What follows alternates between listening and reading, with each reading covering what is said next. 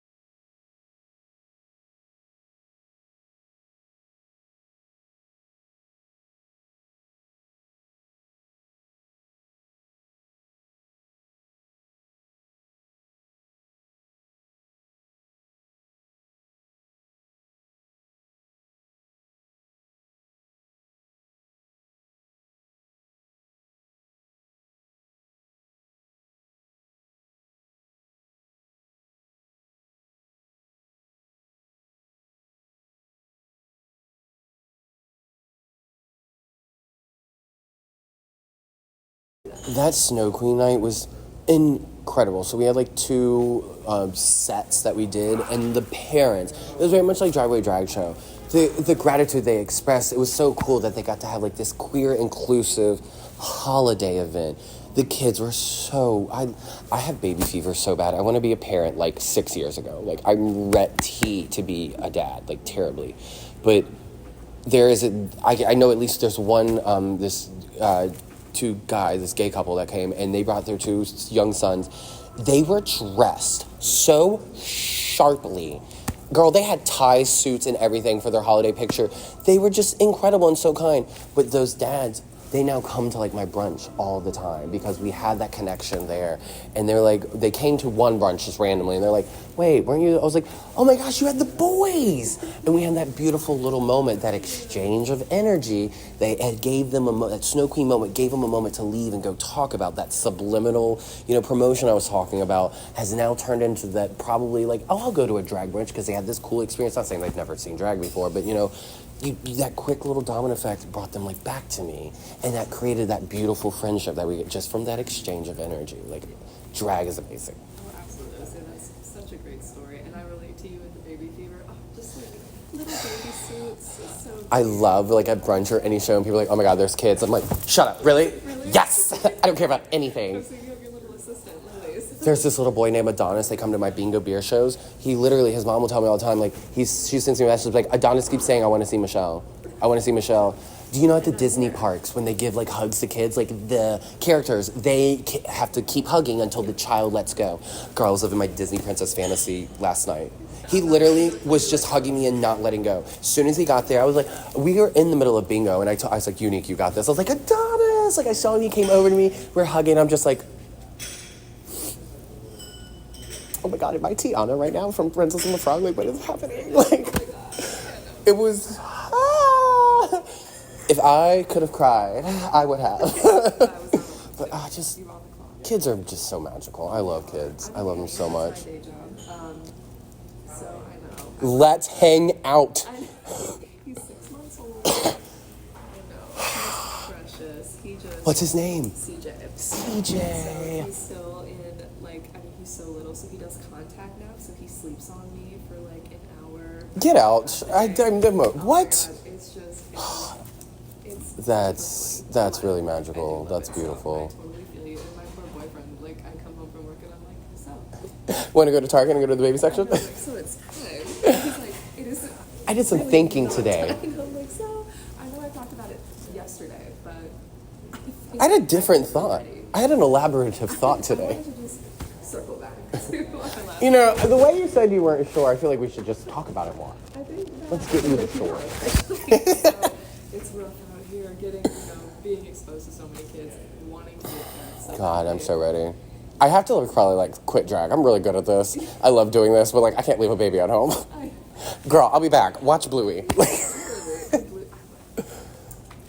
Bluey. Such a good show. Okay, so tell me more about your RBA MAG Award and your Chesapeake AEOY Award, Miss Gay Harrisonburg. Maybe walk me through. Oh, girl. Okay, so it was a year ago, 2 days ago, that I started my sobriety journey. I had a really bad June 18th last year, just not a good day. So we changed it. 1 year sobriety. Thank you. That's very kind. When I first started my sobriety, I was making jokes about it because there was no immediate change. There wasn't a tangible, measurable difference. I was like, so I don't have a problem. Girl, then I'm gonna drink again. What, girl? It took me some months to really see the slow change. And where I am a year now, it's okay, girl, I see the bigger picture. I don't know if you've recently seen on Instagram or TikTok maybe, there's this visual video of what healing's like, and it's this cup of soda, and they turn on the faucet, and just let the faucet pour into it, and how long it takes for it to just be clear water. They're this is the healing process. And I was that's literally what it was like for me with my sobriety. It's I was doing the right thing. I was taking in the water. I was doing good for my body, but I wasn't seeing this change. And it was January. I went and I competed for, back up slightly. right before I went to compete for Miss Gay Harrisonburg, there was this voting going on for RVA magazine. And I campaigned a little bit, messaged some people. I was asking for votes. I would love to vote. And I truly can't remember what came first, if I won RVA magazine or if I won Miss Gay Harrisonburg, but they're within like 2 weeks of each other. I just don't know which was first. I'm not sure. But the point of like telling all the story is when I was running Miss Gay Harrisonburg, a person who knows me pretty well was just telling me at the end of the night after I'd won that when I first got there, and we were like, I was setting up my station before the pageant night had even started, they knew I won. Like, they knew I won because they just saw how, like, calm and collected I was. They saw a change. They saw something about me that was different than what they're used to seeing, and that was probably, like, the first moment where I really was like, that's my sobriety. There's a difference. What have I done different? It's my sobriety. I know it is. I was just so ready to win that pageant. I was so focused and determined, and where I've been putting my focus, I've been succeeding. So I put my focus into, hey, if you love me and you like my work, what I'm doing, I'd love for you to vote for me for Best Drag Performer in RVA Magazine. And I was honored with receiving that award. What's really freaking cool, I won that for the second year in a row. Oh, I didn't realize that. I won last year. I won an RVA Magazine last year. That's the similarities are going to get really weird. So within a 2-week period, one Miss Gay Harrisonburg, one RVA Magazine. That RVA Magazine is my second time. So now here I just won in Style Weekly magazine. I won Best Drag Performer. Oh God, that's like 2 weeks ago, roughly. Almost 3 weeks ago, I think is when I had won. Because the pageant, the EOI Chesapeake Regional, I'd won a week ago. So they're within 2 weeks of each other. Weird, just how I did this first one. Like a magazine win and a crown within 2 weeks of each other. Style Weekly hasn't had voting for a drag queen since 2014, which I had won. I won in 2014, and I picked up where I left off winning in 2024. So another magazine win that I'm picking up for the second time. I'm a numbers person. I like patterns. I think there's something about twos. I was contestant number 2 at the Chesapeake Bay Regional EOI. And then like going crazy, it's like for EOI, you got to win this first one before you go to the national. It's like, that's my second pageant for this. It's like, but this is all because of my sobriety. Truly, I have to give credit to my sobriety. I am a kinder, more positive. Like, yes, girl, I still have my moments and I got an attitude. I didn't say I was completely different, but I am kinder. I do think of things more positively. I have a clearer head. I think of things more intelligently, and I think of it in more detail, think of it more in detail, just period. And those have led me to be more focused, and where I'm focusing, I'm succeeding, to where we're 6 months into 2024, and I have captured 4, awards. And even cooler, I got to be on the cover of Style Weekly. What is this is my year, and it's beautiful. It's a really cool reward for working hard towards something just to be better. And being a better person is rewarding my community. I'm being a better person myself, and I'm being a better person to everyone else as well. Absolutely. That's very inspirational. I'm very happy for you with that. That's very kind. Thank you. Truly, 6 months in, we're only halfway through the year. You've killed it so far. Girl, I'm about to sit back. Absolutely, you should be proud. It's important too to take those moments to really reflect on where things are going right. And It's a weird line to not be cocky, because like I said, in my early drag career, I was very cocky. So it's kind of, there's moments where I don't mind celebrating here with you because we're supposed to talk about it. But when I want to talk about it at a show and just hey, by the way, this is, as soon as I start saying it, I'm like, bitch, shut up. Oh my God, you are so full of yourself. Knock it off. It's a weird line to balance, but truly, being able to win both of the magazine votings, I was telling Wet here at a thing, I was like, okay, I won both of them. I'm cool. I got that's my green light. I can say it. I'm gonna be I did it. I did it. Absolutely. And there's a difference between being cocky and being proud, It's a hard line because a lot of people's perception could be completely their line. My line might be here, their line might be here. So like this gray area is a hard place just for guys. So yeah, I get reserved on trying to celebrate. Like I just posted like my 1 year sobriety, and I had mentioned like all my titles, kind of like how I just told you. So it's like, okay, I'm gonna recluse a little bit. I'm done talking about myself. We're good. I put it out there. But truly, I mean, all of those things you should be very, very proud of, and I'm glad that you shared all of that with me as well. That is just so inspiring. I love that. I love that you are the first queen that I've gotten to talk to. This has been such a great way. I was very nervous. We're not setting a bar. We're setting a tower. Okay. How's anyone else doing? Let me see. So I was kind of skipping around to kind of follow the flow of what we were talking about. I do think. Okay, well, let's talk more about the Richmond drag scene. As is, what do you feel like the drag scene here in Richmond needs right now in order to, I don't know, just, you know, everything can always be better. More tips. I don't know. I have to say, shampoo. I don't know.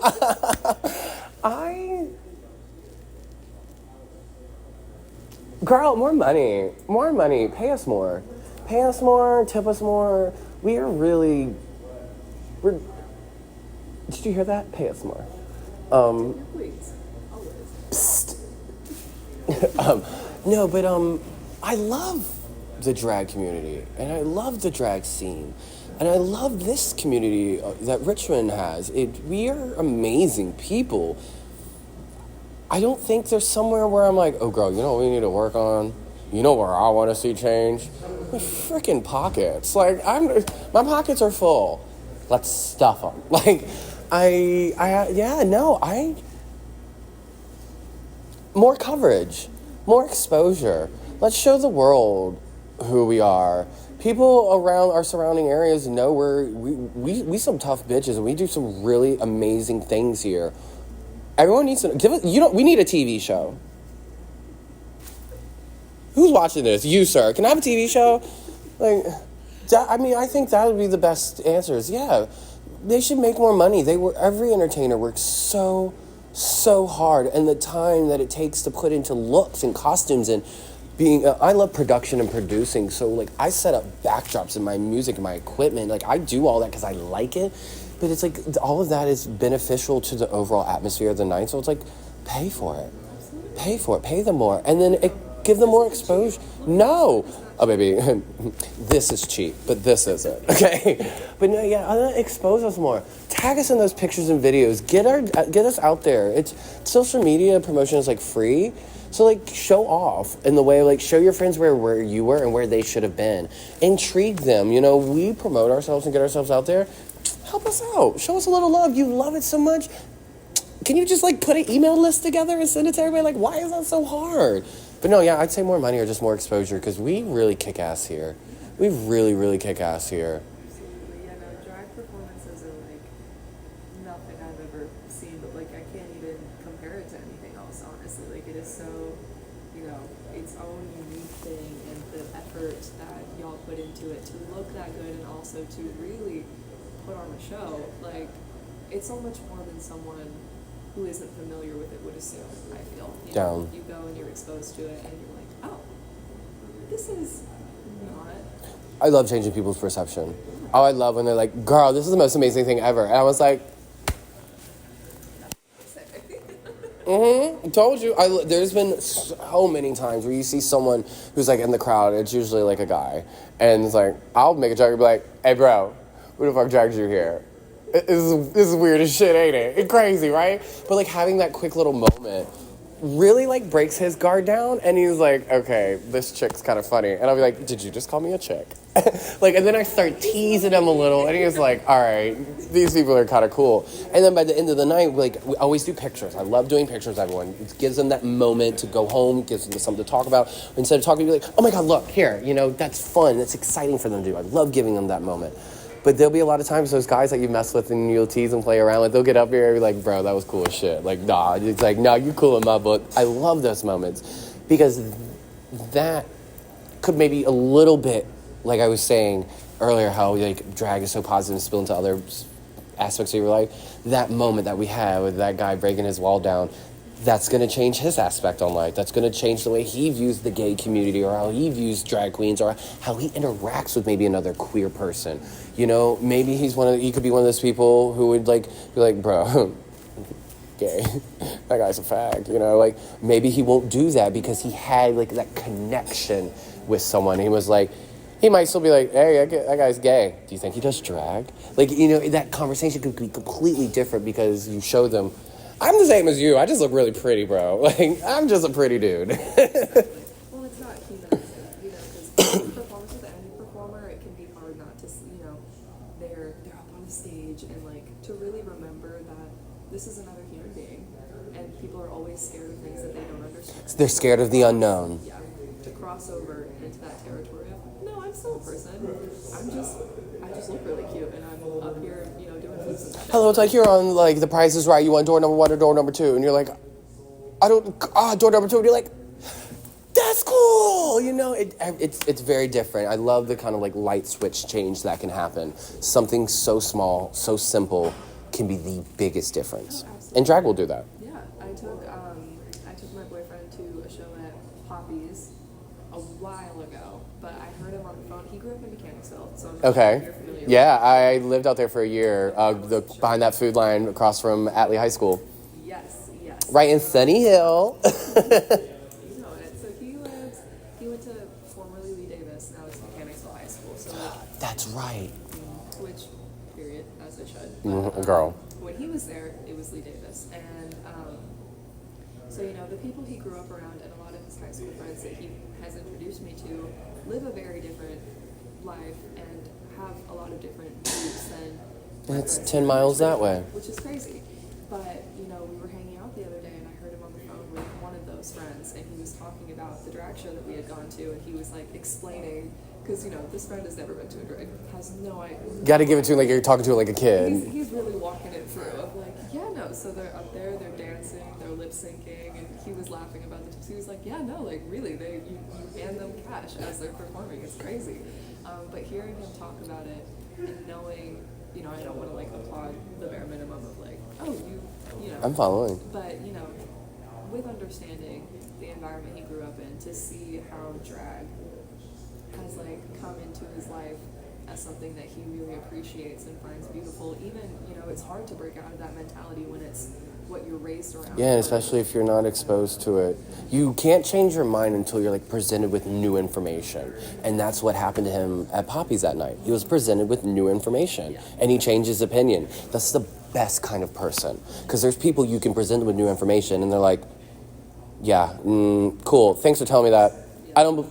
That's not my opinion, though. It's like, so, yeah, applaud him. That's amazing. And it probably was just lovely to hear the way he was talking about it. You're over there, you're like, so you like her, or what? Sorry, I can't hear her. Okay, let me go get a wig. Just because I was like, I couldn't even if I, you know. But what an awesome moment you got to, like, absorb in that time. And to hear, and to know that he was, like, it can be hard as well. Like, I have certain family members that I politically strongly disagree with. To branch into that territory of, you know, knowing that it might not be received super well, or that you're gonna have to really explain over and over again. Like, that can be nerve-wracking when it's your best friend to, you know, tell him about something that he's never been exposed to. Yeah.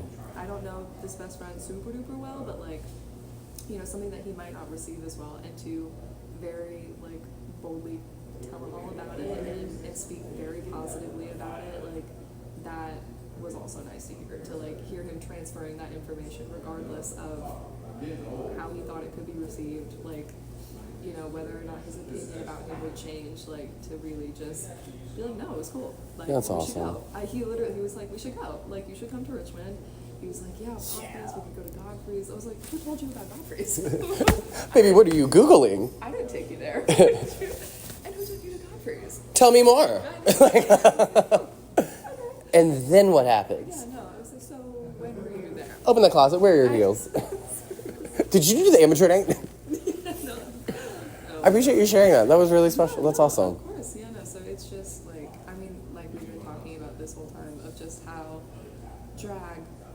really does build that community and build those connections, because it's so fun. It's such a It's fun so thing fun. to watch, and I can't imagine how fun it is to be a part of it. Like, It's the best way to escape the world. You kind of forget, like, all that's happening around you. It's 2 hours of, like, even though we're screaming, hooting, hollering, bingo, you know, it is, your mind's also just so calm. You're at peace. You're so relaxed. It's like being at the spa. It's a great slice of moment that we all share together at the same time. absolutely. Oh, beautiful. I love it. Well, that's kind of all the questions that I wrote down. Okay, bye. No, yeah. Wait, no. Well, I mean, you can, plug your socials and stuff. I'll throw that. Oh my goodness. Oh yeah. So on social media, everything is my drag name. It's Michelle Livigne. I have 2 L's of Michelle. If you have 1 L, that's weird. And my last name is Livigne. I actually stole my name from Avril Lavigne. Seriously. I was flipping through my CD book when I got into a fight with my drag mom, and I changed my name. I was like, Michelle Twain, Michelle Sink, Michelle Boys, Michelle Lavigne. Hold on now. Michelle Lavigne. I changed the A to an I, so that way there's only I's and E's in my name. Ooh, I'm so crazy. But yeah, all my social media, it's at Michelle Livigne. All the digital information, such as Venmo and Cash App, is Michelle Livigne. I'm totally kidding. We can cut that out. All of my social media is under Michelle Livigne. I host bingos here at Star Hill every other Tuesday on the first and third Tuesday of the month. Every Wednesday at Bingo Beer. You can catch me at Bryan Park Bar and Grill for brunch and all over the city. I am the current reigning Miss Gay Harrisonburg, Chesapeake Bay Regional EOA, Best Drag Performer in RVA Magazine and Style Weekly Magazine. I love you guys. Thank y'all so very much. Mwah. Tell them. Is there anything else, about, your drag journey, about Richmond's drag community that you feel like I didn't ask you? Oh, girl, you want to hear something crazy? Yes. Our drag families work the same way your drag family works. Mm-hmm. Okay, You have, like, a mom, and they have kids, so, like, their parents or your grandparents. I'm a great-grandmother. Congratulations. Don't say that. That is not okay. I am turning 35 in 2 months, and I am a great-grandmother.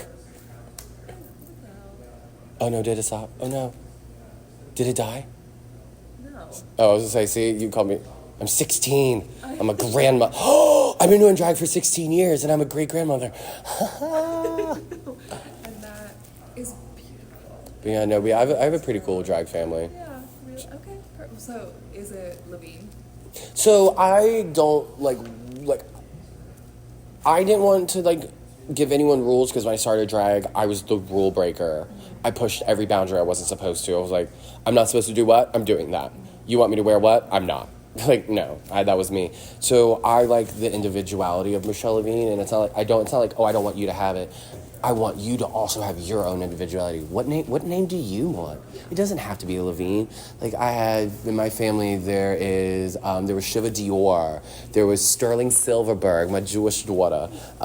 We have Blaze Anderson, Teddy Bareback. There's Botox, Jack Trade. There's London Sutton Amber. I mean, we are a crazy melting pot of people. I've been spawning drag children for, I think, like 11 years. And there's people that have dabbled into it. There's people that are still doing it. And Vivian Hardwood, I gotta throw her in there. That's my New York label girl up there. And Miss Elia J. Garlands, that's my daughter too. She's a singer. Oh my God, I feel like Kris Jenner. Like, I can't name all my children. You're just, throwing them all out there. They're here, and I love them.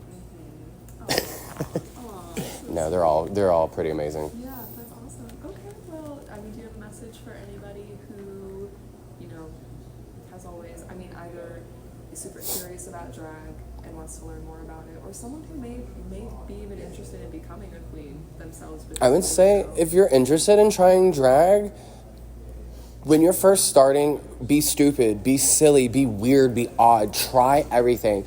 You need to go for quantity before quality. Find out what you're interested in. Find out what makes you move, what you're excited about. Then perfect those few little things. Don't worry about being perfect in the beginning. Girls, screw that. Sloppy drag sometimes can be amazing. Get it together after a minute. But other than that, I would say like I say at all my shows, if you have the time and the cover, I encourage you to please get out there and support your local drag.